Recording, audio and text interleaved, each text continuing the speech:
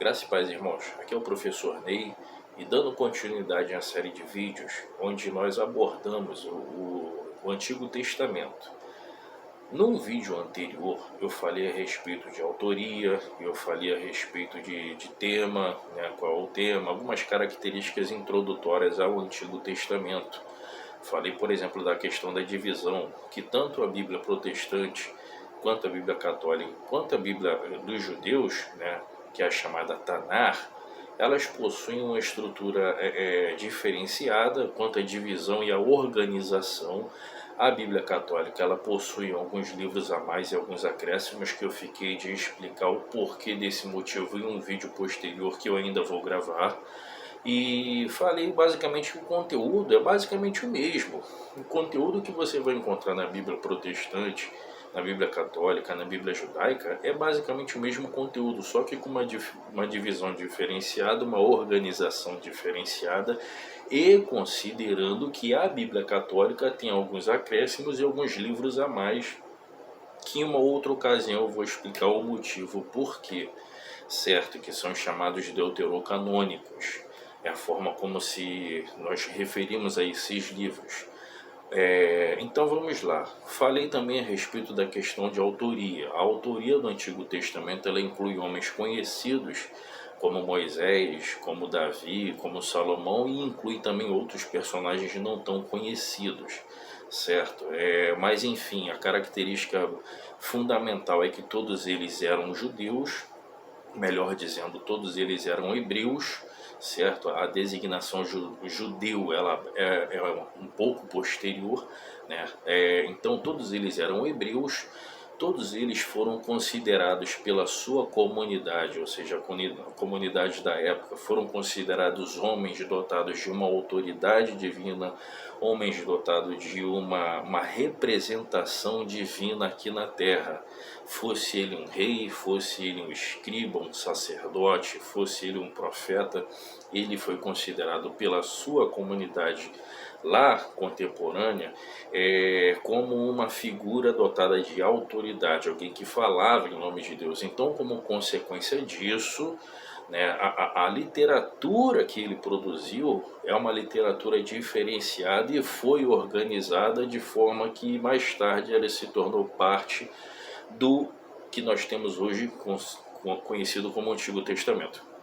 Uma outra característica também interessante é a seguinte: é bom que você tenha em mente que a organização, o reconhecimento, vamos assim dizer, eu não vou dizer o reconhecimento, mas o concílio que determinou quais livros comporiam o Antigo Testamento e quais não fariam parte desse cânon, dessa coleção, esse concílio que ficou conhecido como Concílio de Jâmina, ele só vai acontecer em uma época mais tardia, tá? Então, mais tardia que eu falo em relação ao Novo Testamento enquanto ele estava acontecendo, ou seja, enquanto o Novo Testamento ali, o Senhor Jesus Cristo, os seus apóstolos, a comunidade de cristãos, enquanto eles faziam menções às Escrituras Sagradas, eles faziam menções ao Antigo Testamento, visto que o Novo ainda não tinha sido produzido como nós o conhecemos.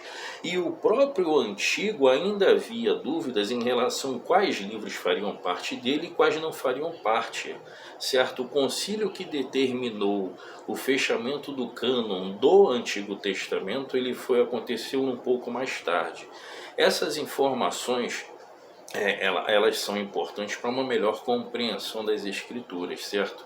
Quando você lê as Escrituras Sagradas, é importante que você entenda que não é somente um versículo, há todo um contexto que o cerca, há toda uma história, todo um contexto histórico, religioso, enfim, que faz parte daquela passagem para que você tenha uma interpretação mais ampla. E de que forma você vai conseguir ter esse conhecimento do contexto histórico, do contexto religioso, do contexto político? Ora, você pode utilizar-se de algumas ferramentas, de alguns livros, como por exemplo o Panorama do Antigo Testamento, comentários que fazem menções a esses períodos específicos, seja um comentário bíblico que aborde o Antigo e o Novo, ou um comentário específico que aborde o Antigo Testamento e um comentário que aborde o Novo. Enfim, é importante para o seminarista que ele tenha essas ferramentas, ou então uma boa Bíblia de estudo com as notas de rodapé que façam menções a esses contextos.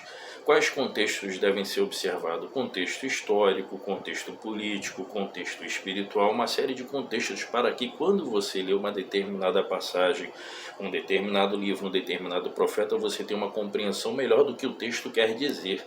Não ficar somente num versículo isolado, às vezes fazendo suposições erradas, mas é importante você entender os contextos.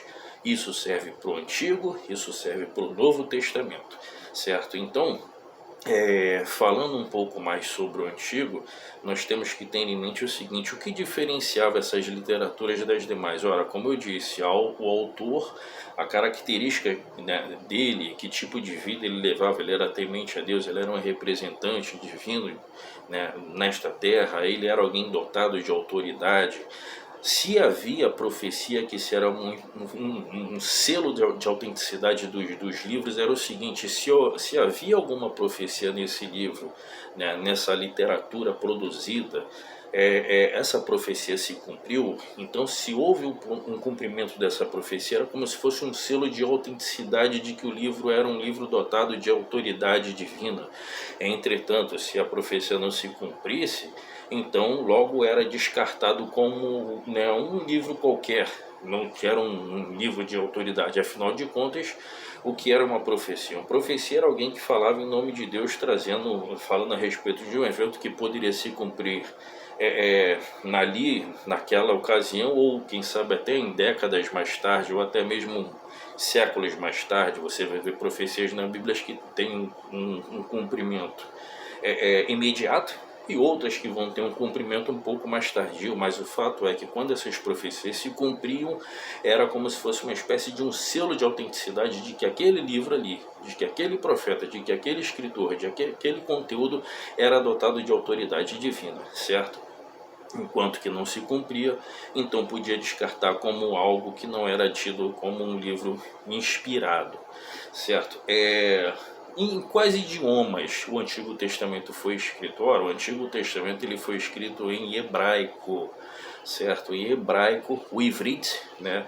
É muito legal também se você tiver a oportunidade de um dia estudar o hebraico. Isso vai te trazer uma compreensão mais clara até do Antigo Testamento, de determinadas passagens, de determinadas mensagens, né, contidas nas Sagradas Escrituras. E o Antigo foi escrito em hebraico, mas também com algumas pequenas partes, algumas pequenas porções do aramaico. O aramaico era uma língua ali de origem, né, semítica, assim como o hebraico, muito próxima do hebraico, mas distinta dele. E algumas partes do Antigo Testamento, pequenas partes do Antigo Testamento, também foram escritas em aramaico. Então, diferente do Novo Testamento, que é escrito em grego, que era o grego koiné, né, que era um grego popular, o Antigo Testamento é escrito em hebraico com algumas pequenas partes em aramaico. Lembrando também o seguinte: isso é até interessante, para você datar um livro do Antigo Testamento como uma obra mais tardia ou uma obra mais recente na história do povo hebreu, faz-se também o estudo de que tipo de hebraico foi empregado, porque assim como a língua portuguesa ela passou por transformações, e quando você pega um texto em português, você consegue identificar se esse texto é antigo ou se esse texto é recente a partir do português que é empregado. O hebraico acontecia a mesma coisa. Você tem um hebraico que ele é mais antigo. Por exemplo, o hebraico empregado no livro de Jó é um hebraico muito, segundo os estudiosos, é um hebraico muito remoto, muito antigo, mostrando que ele é um livro bem antigo, né, em relação a outros que são empregados, como por exemplo o livro de Esdras, o livro de Neemias, que emprega também um hebraico, porém mais recente em relação aos livros mais antigos. Então é interessante também essa informação. E quanto tempo ele levou para ser escrito? Ora, tomando por base o pensamento tradicional de que o primeiro escritor foi Moisés, né? Por que eu digo o pensamento base? Porque existem opiniões de que talvez Moisés não tenha sido autor, pode ter sido, né, pode ter tido outras fontes. Alguns falam das fontes jaluístas, javistas, que isso é uma questão que vamos abordar em um outro vídeo. Mas tomando o ponto de vista tradicional de que Moisés foi o primeiro escritor, aquele que escreveu o Pentateuco, ora, Moisés viveu, de acordo com alguns arqueólogos, alguns estudiosos, ele viveu por volta do ano de 1500 a.C. E tomando aí que os últimos escritores, né, foram ali mais ou menos por volta do ano 400 a.C., né, vamos assim dizer, na época ali de Esdras, Malaquias, Neemias, isso já, né, cerca de aproximadamente 400 a.C., então você tem aí um período de mais ou menos 1000 anos. O Antigo Testamento foi escrito num período de aproximadamente 1000 anos, pode ter sido um pouco mais, pode ter sido um pouco menos, porque é complicado você determinar datas quando você olha para um período tão distante da história humana e da história bíblica. Então é difícil você determinar datas precisas, mas em termos da escritura, né, do surgimento dos livros, deu-se num período de aproximadamente 1000 anos, né, que foram 1000 anos antes de Cristo, mas é importante você ter em mente que a abordagem dele vai muito mais do que isso, porque a abordagem, o Antigo Testamento, ele aborda desde fatos que aconteceram na criação, até mesmo ele lança olhares para eventos escatológicos que nem sequer aconteceram ainda. Então, em termos de conteúdo, o Antigo Testamento aborda desde a criação, né, lá no remoto passado, até eventos escatológicos que nem sequer aconteceram ainda. Porém, como documento ali escrito, livro após livro, surgimento de livro, a característica, né, a literatura em si, cerca de 1000 anos para ter sido escrito por uma série de homens, conforme eu citei, alguns deles reis, outros sacerdotes, outros escribas, outros profetas, certo? E é o que ele aborda, conforme eu disse no vídeo anterior, a principal abordagem dele é Deus se manifestando ao homem. Nos primeiros capítulos de Gênesis, você vê essa manifestação divina acontecendo com indivíduos, né, como por exemplo Adão, depois Noé, Abraão, Isaac, Jacó. Depois você tem Deus se manifestando ao seu povo, né, que é o povo hebreu, o povo representante de Deus na terra lá do Antigo Testamento, o povo da qual veio as Escrituras, povo da qual foi prometido viria o Messias, e ele veio na pessoa do Senhor Jesus Cristo.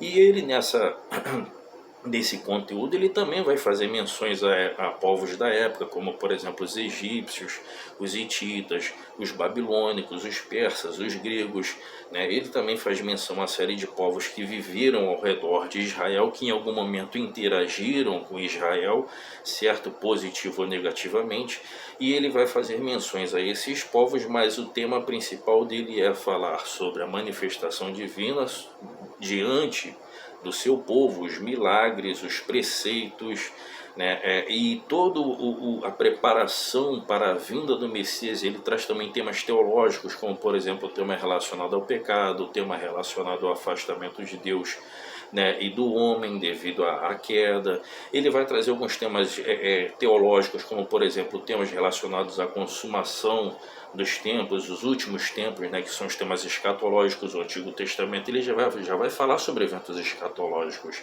Então o Antigo Testamento ele contém temas importantes, teológicos importantes, que servem de base para estudo de todo seminarista ou de todo aquele que quiser aprender um pouco mais sobre o Antigo Testamento. Ok? Hoje esse vídeo aborda somente esses temas, e numa próxima oportunidade falaremos acerca de mais outros. Graça e paz, fiquem com Deus.